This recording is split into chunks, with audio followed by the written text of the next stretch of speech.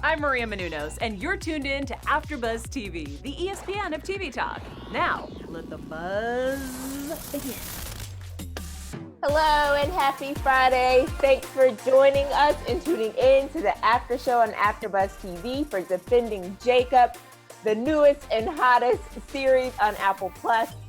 I am Latoya Blakely, your host, and I'm joined by my amazing co-host, Kay Montgomery, our human development and school counseling professional. Welcome. Hey, I got on my Duffy outfit today for you guys. Looking real good. We're also joined by Elgin Ball, who is a huge Chris Evans fan. Welcome, welcome. Thank you. What's up, guys? I'm so ready to get into this episode because it was spicy. It was spicy. We have a lot to talk about, a lot to cover. We're going to be talking about courtroom adversaries, prison realities, and fact versus fiction, because they're throwing out a lot of possibilities, and we got to sort through this and figure out what's real and what's not real. We also have our special segment brought to us by Kay. She's been doing a really great job, and then we'll have news and gossip by Elgin, predictions, and that's it. So let's just jump right in. Tell me your overall thoughts. Ooh, this episode. Thinking, I watched it, Yes. and I just kept thinking about it. Like, I was thinking different scenarios, and even up until maybe 15 minutes ago, I just had a stroke of like, oh, maybe it was this, and had another idea. So it was one of those deep episodes that just kept me guessing and made me just keep thinking. Okay. Yeah, I watched this episode literally an hour before doing this today because I want this all fresh in my head, and I'm still shook about what happened. Like, it was so much stuff that happened, so many betrayals that happened in here. I'm shocked. There was a lot in this episode. I agree. And I have to say that there are a few things that stick out to me. One, I see Laurie's character increasingly becoming the outsider. I just feel like she's watching a horror movie that she is emotionally invested in, but it's almost like she has no stake because she just seems to be watching this happen to people that she knows. And I also really liked the courtroom scene. I love that judge. I loved that bailiff. And I was like, I wonder if this bailiff is a real bailiff. Like, her call to action at the beginning was so legit. So to me, this was a really good episode with a lot of good information, a lot of good storytelling. So let's just get into it. The episode starts with Neil and Andy at the bar. And this seems to have been years ago. Neil was about to try his first murder case, and Andy was still his mentor. And then we cut straight from that scene to the beginning of this trial. And so we really got to see what Neil and Andy used to be, and now what Neil and Andy are today. Neil being the prosecutor to Andy's son, and then Andy joining the defense team. What did you all think about this? I thought it was a really cool flashback. I mean, I was like, why is Obama in this scene? And then I realized, like, oh, they're trying to show us a flashback because, you know, we saw some of the stills from this episode. And I was like, what are they doing hanging out? So I think it was really interesting to show that Andy is the one who trained him. So Andy is going to be the best person to fight against him because he knows exactly his, you know, his modes of operandi, you know what I mean? Like, he knows the MO, he knows how he's gonna come at Jacob because he trained him, you know, not to humanize the defendant, stand really close to the jury, all these really interesting tips. And I think it was interesting to see that even from the jump, Neil is always out to win, like never out for like what's true, what's right, what's just. He just kept saying, you really think I'm gonna win? Do I have a chance to win? You know, and that really gave us an insight into Neil as a character. He's all about winning. What do you think, Elgin? I think with the flashback, I love moments like that because I feel like sometimes people use exposition in various ways, and they try to use flashbacks in a way to like get this extra like meaty stuff in the show without having to put it in present time. And I think a lot of people mess that up sometimes, but this show like does it so perfectly, especially with recurring flashbacks, you know, the one with Lori and watching her son about to kill a kid with a bowling ball, but that's neither here or there. But the way that they use it to show parallels, because I think a lot of people use flashbacks and then there's no connection, but the fact that they're able to show the parallels of who these people were then to where they are now is so excellent. And I think they use that in such a good way to propel the story forward. That was a really good insight. And I agree with you. And I agree with what Kay was saying. Like, Andy taught Neil, but I wondered if we were going to have that moment of when student becomes teacher, because that happens at times. You know, sometimes the student surpasses the teacher. I don't think that's happening here. It seems that Neil is very ego driven, and even throughout the trial, the days in court, you can just see Neil and like that ego just being chipped at. And every hit, he takes it so personally. And so it's just interesting. And I'm really interested in what happened with their relationship. Like, at what point that they go from being friendly colleagues who are helping each other to this extremely adversarial.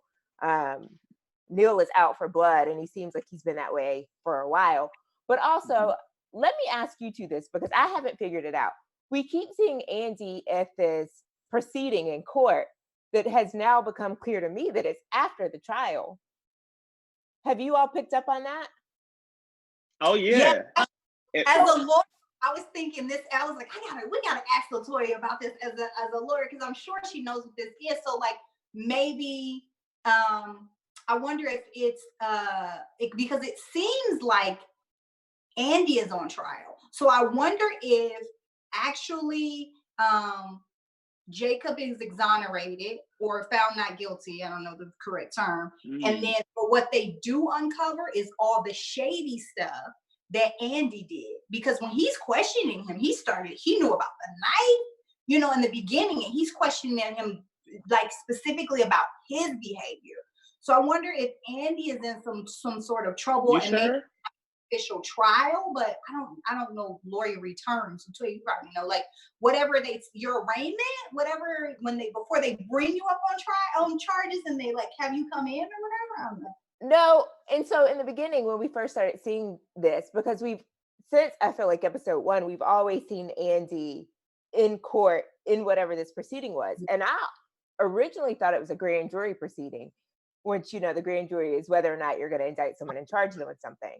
But then it became clear that it wasn't a grand jury proceeding. And like you said, it seems like Andy is in a position of defense. He looks like he's had a rough time, but it doesn't really look like a trial either. So then I was like, well, maybe exactly what it is. Do you? Tell us. What is it? So I told y'all last week, I went and saw the other, you know, when these court proceedings with just him in there. And they keep on talking about Lori this whole entire time. So I feel like, why isn't she there? Why isn't Jacob and Lori there? Why is he just there by himself? And the man looks stressed the whole entire time. Something happened to him. Something happened to him. To Lori and Jacob. Yeah, I know something happened. Before his sentence. But still, I don't know what kind of proceeding it would be. Proceeding that is? I feel like it's a whole nother trial. I'm gonna have to it's gonna be season 2. Maybe he killed them. Who knows? Andy is an interesting man, so I put very little past him. They were asking a lot about her. That's true. Well, how was she feeling at this time? And was she was feeling different than you were feeling, wasn't she? That's true. Then it just makes me feel like I need to go back and watch like every episode. No. What? I'm not to do this. I'm not. What is it? I'm not. What if she killed? Okay, no, we're gonna keep going. Now, what did you say? I'm going crazy right now because there's so many theories running through my head, and I'm just not about to just do it. Oh, yeah. Crazy theories. Let's do it, honey. Something happened. What did y'all think about Neil's courtroom tactics? Did you feel as though he was playing fairly? Come on, Kay, talk to me. I mean, listen, that's all part of the game. I know for a fact that is all stuff that that's all stuff that Andy trained him on. That is really your coming home to roost, and he did what he had to do. Like when I think we all knew. I mean, there was a bit of foreshadowing, but you knew he was gonna work the dad in there some kind of way. And how he got Duffy to say that the dad was a murderer, and bring up Billy Barber, I was like, oh my gosh, like that was good. Good. I mean, Neil is really good. He brought the knife in the plastic bag. He was doing the whole bit. Like I was actually. I know we are from Andy's vantage point and from Jacob's vantage point. We're supposed to hate Neil, but listen, he does a good job. He does what he does what he does. And I also think it's interesting that his name is Lo Judas. They don't spell it the same way. It's spelled like, JUICIDECE or whatever. But Judas, very interesting. Just like Judas in the Bible, right? He's the main one that betrayed. Hey. And I mean, betrayed Jesus. And that is what the Judas is doing. Well, who is the Jesus? Because it surely is not Andy. He's somewhere else. He's not here. But the idea of like he's the betrayer, like you thought that you guys were friends, but he turned on you. He sold you out. Judas is the original sellout. So that's really interesting. And I just think that as a defense attorney, to me, it's just a dirty prosecutor.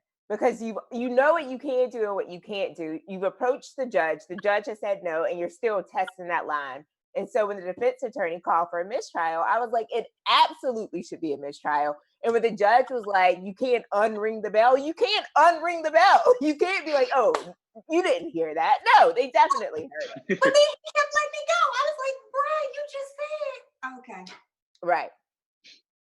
Which is, I just think they've done a really good job of portraying actual trials in the way that it actually happens in courtrooms. I think there are so many procedural shows and legal shows where it's not quite right.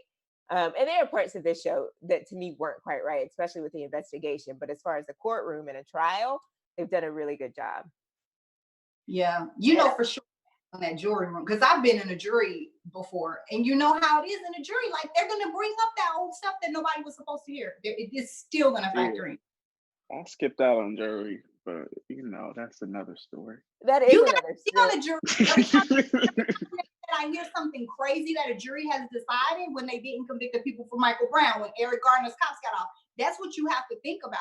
They need level-headed, smart people on a jury, because juries be wilding. That is true. Well, they never want me on a jury. I don't make it past. So I don't have to worry about that. Now is a good time to thank our guests, our viewers, our listeners for watching and listening, because we could not do this show without you. I hope that you can tell that we love showing up here together on Fridays, discussing this show that's so good and so entertaining and so thought-provoking. So thank you for watching. Please keep watching. Give us a thumbs up, a like, comments. We like reading the comments. And we have one more episode. So make sure you tune back in next Friday for the season finale of Defending Jacob. Dad called. Andy's dad called. I cannot remember his name. Billy Bloody Barber. Bloody Billy. And the more we see of him, the more I really start to wonder if he's innocent. Because remember last episode, I said, I know, okay, you think he did it. Maybe he did do it. But I said last episode, maybe this hard persona is what he's had to become in prison. And so this episode, we got to see him talk about prison. He was like, it ain't no joke. Like, this is not a place for anyone, especially not my grandson. So I just want to know, what do you all think about Billy? Do you think he's actually interested and invested in Jacob from like a true place of caring and concern? Or what do you think it is? I think he actually cares. Because if there's no other motive you could have besides in the beginning, like where he was like trying to get out of jail. But there isn't no other motive than just him trying to help out his grandson. I don't see any other ulterior motive that he can have for that. So I think he does care. What kind of like made me very suspicious was like when he asked about Patz, did he really do it? Do you think that he did it? And we haven't seen much of the strong arm guy. So that really makes me believe that he ain't no PI, but there's a connection between those two. But that's none of my business. So None of your business.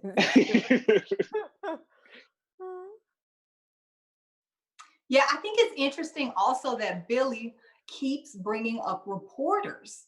Like he brought up reporters last time. Well, you know, these reporters keep coming around. These reporters keep want me to give them a story and da da da da. So it's only a matter of time, I think, before he goes forward with reporters with some kind of story. I agree with Elgin though. I think that he really does care about Jacob, which I find really strange, but he's proven himself to kind of be an interesting character.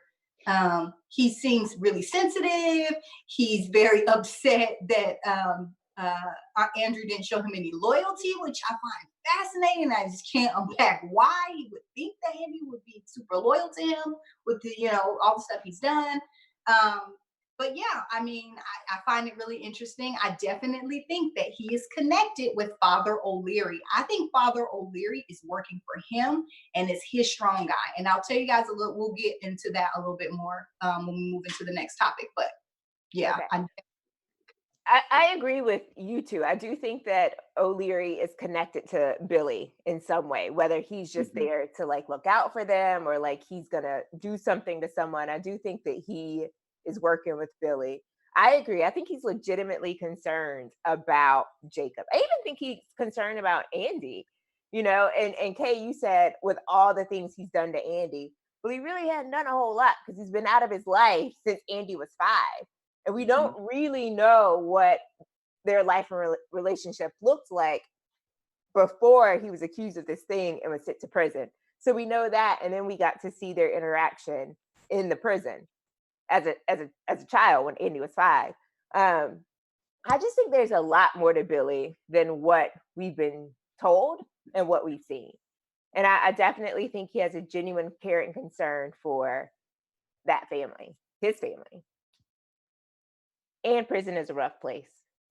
And he is 110% correct in saying that, and saying this is no place for a kid like Jacob. Like Jacob wouldn't last a day. So, but I can tell a little bit from their relationship from the small interaction at the jail. If you had been sentenced to prison and your 5-year-old son had come to see you and you had a good relationship and you were a good father, you would be speaking in loving terms to your son.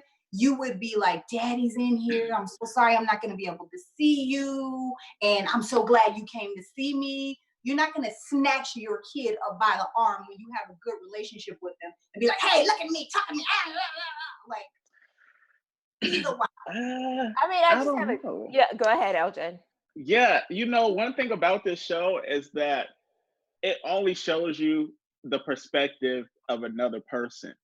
And we necessarily didn't get another perspective from his eyes as a kid, but we see that other people think a certain way, and then another character who saw the same thing has a different perspective. So who's to say that was the right perspective that he had as a kid? And with Lori, when she was in the therapy office with the lady about her seeing her son with the bowling ball. That's a really good point. Because we only saw it from Andy's perspective as a child. And I think that's what you're saying, that like we didn't see that interaction from anyone else.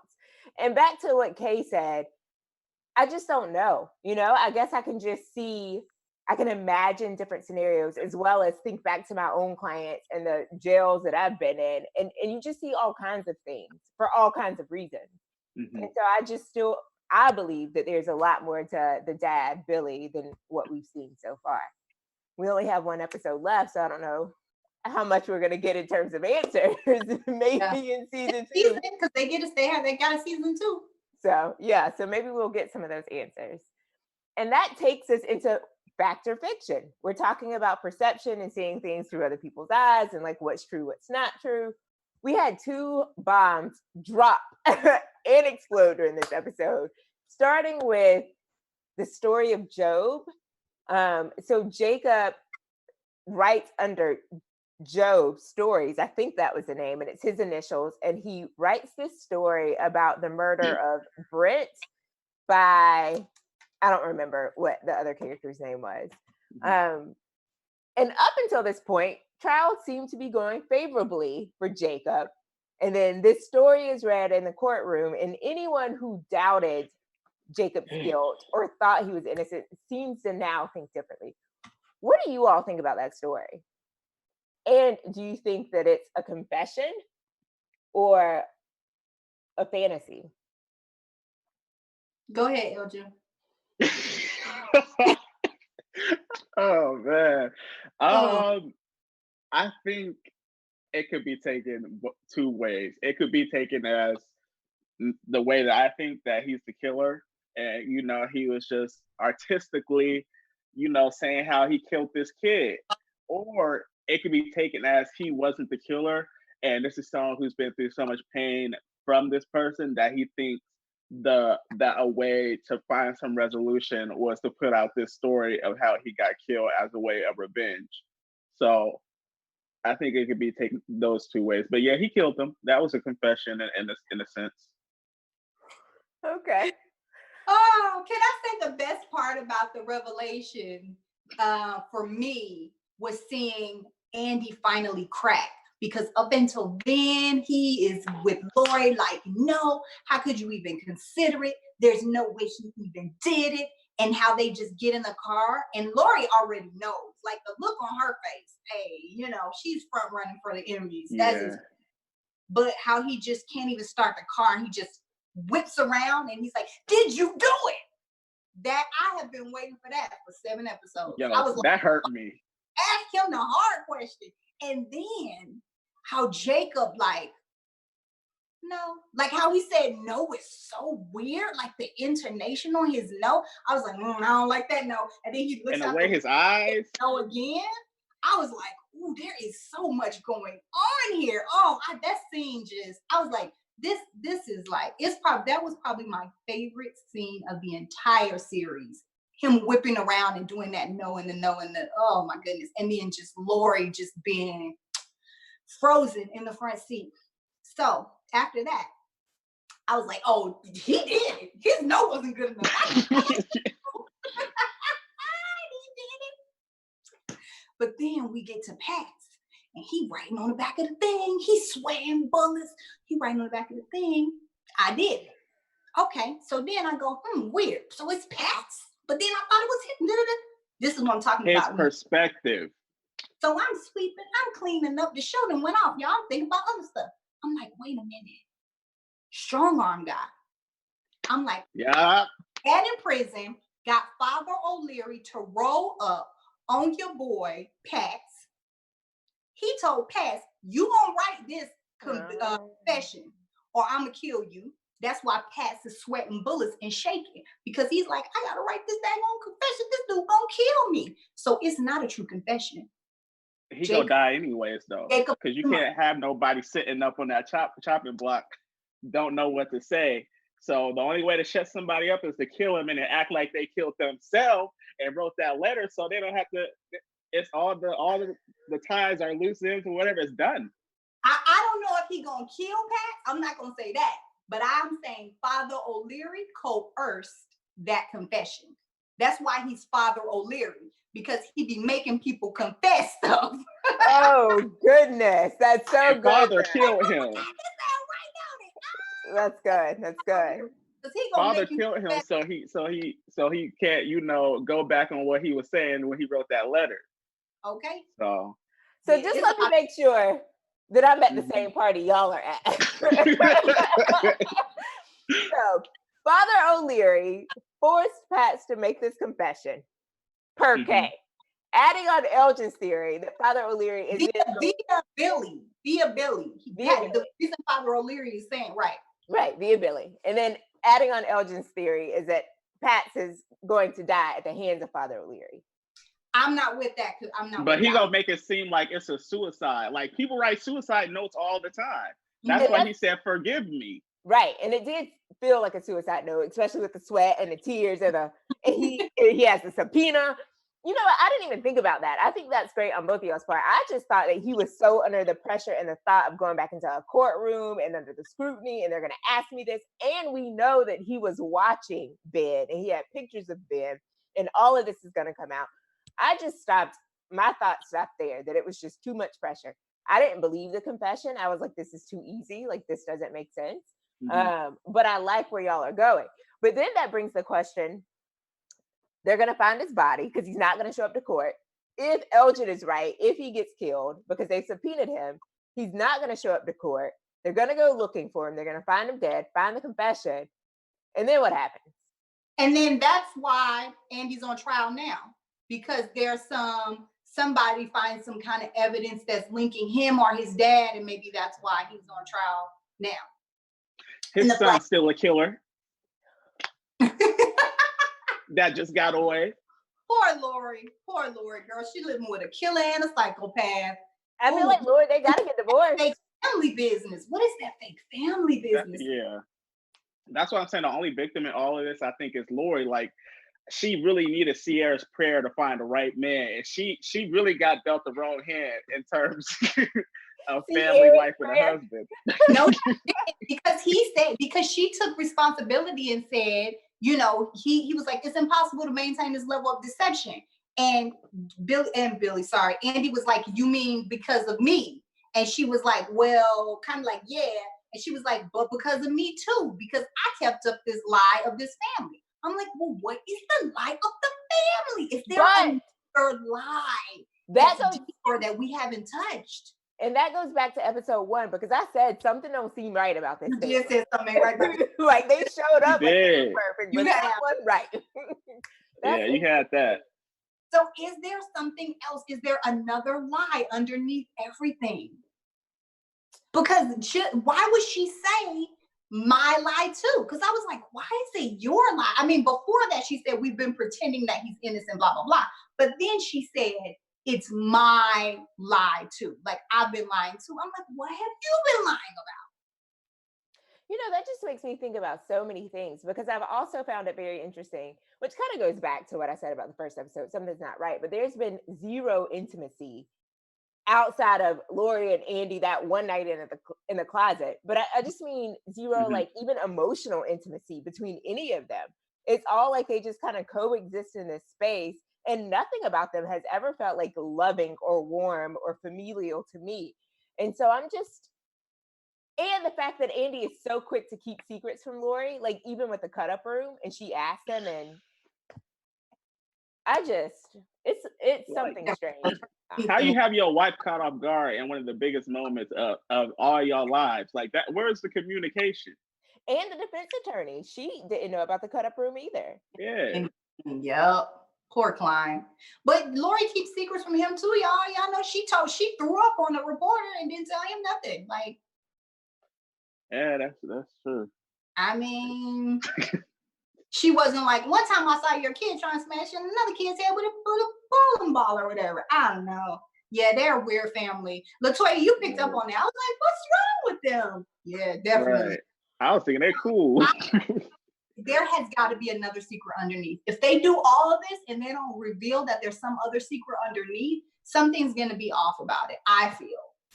Elgin, let me ask you, why? Elgin, are you in film school? Did you study film? I studied film for 2 semesters. Okay, then I'm going to ask you this question. For the most part, this show is shot really clean and like head on, but there have been a couple of scenes that kind of shoot up from the bottom and they're crooked. Have y'all noticed that? And when he covers the knife, he pulls the knife out, it's underneath shot. And then this episode in the kitchen, when Lori and Andy are in the kitchen, it's like from far away and shooting up and it's kind of crooked. Do you think that's intentional? And if it is intentional, what is it supposed to mean? Well, I wouldn't know what that means per se, but I think there's always a reason to what filmmakers do. So it is there for a reason. I just don't know the specific reason it's there for. Okay, can you help us out? Just from my cursory reading of film, critique and stuff, I know every shot has a meaning, And every shot's meaning is trying to give you a feeling. So whatever you felt in that moment is probably the intention of that shot, right? So like if it shows you, you know, anytime they're in the kitchen and it shows us farther away and we're looking in, there's some feeling of alienation. You know what I mean? Anytime it shows him and he's filling up the frame, is something claustrophobic that you're then feeling. You know what I mean? So whatever you're feeling when you're watching the scene is probably the intention of that shot. And to me, it feels messy, right? Like everything's been so perfect, but then we get these kind of messy shots thrown in, which, yeah, I guess it just speaks to the mess of the situation. And like things can look perfect, but they're not. They definitely ain't that. All right. Moving on. Okay. Special segment. What do you have for us today? Yeah, so we're talking about people who were innocent and wrongly convicted. And I came across a case that I thought was really interesting in California. A guy named Xavion Johnson, who was convicted of second-degree murder of his 4-month-old daughter. But he was exonerated in 2017 and released from prison after 16 years, guys. He spent 16 years in prison. Here's the kicker. 2 out of 3 experts, when they were approached by the Innocence Project, recanted their testimony against him, citing new research because he had been convicted on shaken baby syndrome. But what he said was he was washing the baby in the tub and the baby fell on the cast iron tub. But they were the doctors were convinced it was shaken baby syndrome. But since they've gotten a lot more medical evidence, and a bunch of those shaken baby syndrome cases have been thrown out because it was almost like a slam dunk conviction when they realized what shaking baby was back in the day, and convicted a bunch of people who had infants with head trauma that weren't necessarily shaken baby syndrome, if that makes sense. So what that made me stumble onto then was a lot of causes of wrongful convictions are unvalidated forensic science.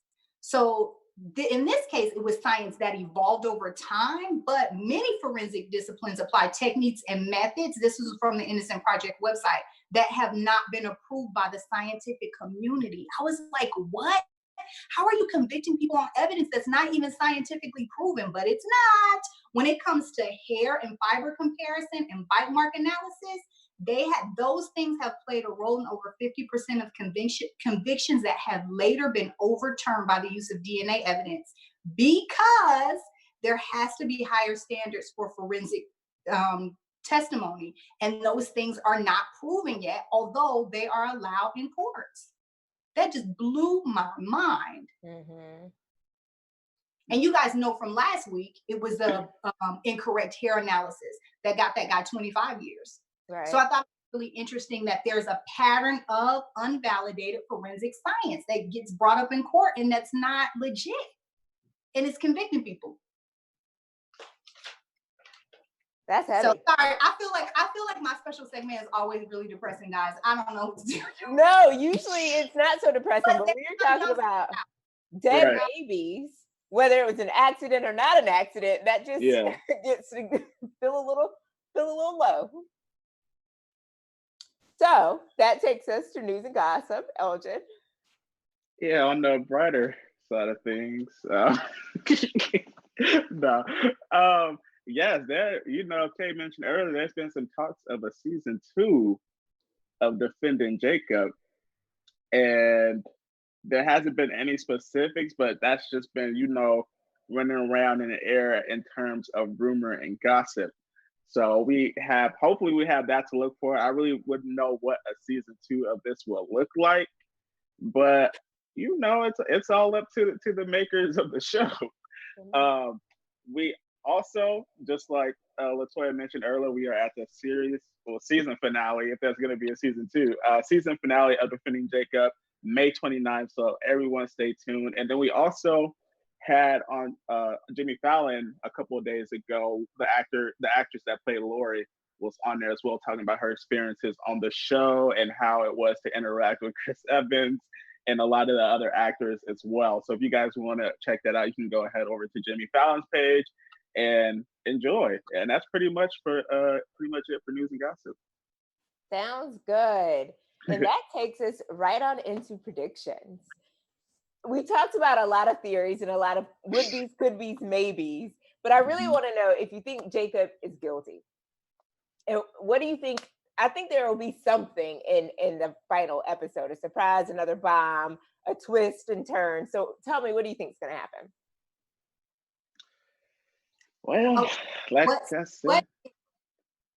what if Jacob's kind of guilty and not quite guilty? What if Jacob was having a Matt-like relationship with Patz, and then him and Patz were going to meet at the park?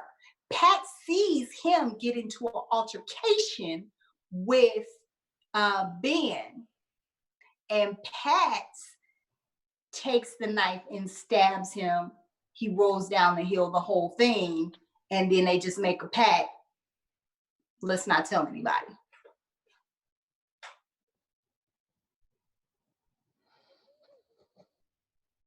Okay. That was a lot. Yeah. You got Elgin. Well, I think you're spot on some parts, but yeah, Jacob killed that kid. It was no Patz involved in that. That kid killed that kid, and then Patz, who was kind of innocent, but not really. He's just really a stalker of children, which I mean, okay, but he wrote that suicide pact because the man coerced him to do it. And then he gonna make it seem like he killed himself, then go let the real killer get away, and that's gonna have its own consequences in the end. But something happened to those two, which is why Andy is in court by himself, looking depressed every time we get those the future look into the future, whatever, with him by himself in court throughout all 8 of these episodes. So, yeah. Y'all, I just feel so subpar to both of your predictions because you two have like whole novels, and I'm not really sure what's gonna happen. We're not sure. Which is I know, but yeah, you thought about it, and you have a theory, and I'm like, I don't know what my theory is.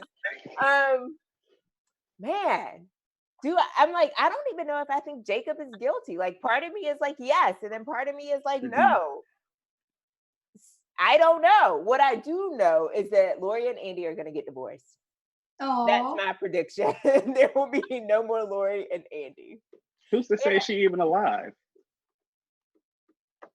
Okay. Well, you mean she gonna die before the thing? I don't know. They're not there. Why are they not both there with her husband? The husband, I don't know. It's a lot. Well, that's why I say it's not a trial. Mm-hmm. Because the prosecutor is questioning Andy alone. Like, Andy looks like he's there by himself. There's no attorney. There's no anything. Yeah, I'll tune in. I'll tune in too. Maybe Andy's gonna take the, what is it called? He's gonna take the, what is it called? He's gonna take the stand. Gonna take the stand. No, because he's not at a stand, he's at a table. Huh? Right, and it's after the trial. How do we know it's after the trial? Oh, because he's talking about the trial. Right. So in the beginning, I was like, well, maybe it's a victim impact statement, but no, it's not that either. So y'all, I'm sorry, I'm at a loss. I don't know if I think Jacob's guilty. I definitely think that Patz is innocent. I think that Lori and Andy are going to get divorced. I think we'll see more of Billy playing an even bigger role. And Andy, I think, is gonna have his fall, like whatever that fall is. So that's what I think. We definitely have a season 2 because there is going to be impossible to tie up all the loose ends in one episode. I agree. There's a lot just kind of hanging that we don't know. So thank you all so much for joining in. That is all of the time that we have today. But before we go, will my co-hosts please tell our viewers where they can find you? Yep, you can find me on Instagram and Twitter at HostK, HOSTKAY. And y'all can find me on, what is it called? Instagram. Yeah, Instagram and Twitter at Elgin_ball. And what other shows are you two hosting? Oh, I'm doing Council of Dads on Fridays, and on Mondays, every single Monday, you can catch me on the Black Hollywood Reporter. All right. And yeah, on Mondays, I am doing Avatar: The Last Airbender, and then I'm also on Black Twitter discussing all your favorite news and gossip on Tuesdays. And I'm Latoya Blakely. You can find me on Instagram at Latoya_Blakely, on Twitter at Blakely Latoya, and I am on Camp Getaway, which is a new show on Bravo on Monday nights. So thanks for joining us. We'll see you next week. Have a great weekend. Our founder, Kevin Undergaro, and me, Maria Menounos, would like to thank you for tuning in to AfterBuzz TV. Remember, we're not just the first, we're the biggest in the world, and we're the only destination for all your favorite TV shows. Whatever you crave, we've got it. So go to AfterBuzzTV.com and check out our lineup. Buzz you later. The views expressed herein are those of the hosts only and do not necessarily reflect the views of AfterBuzz TV or its owners or principals.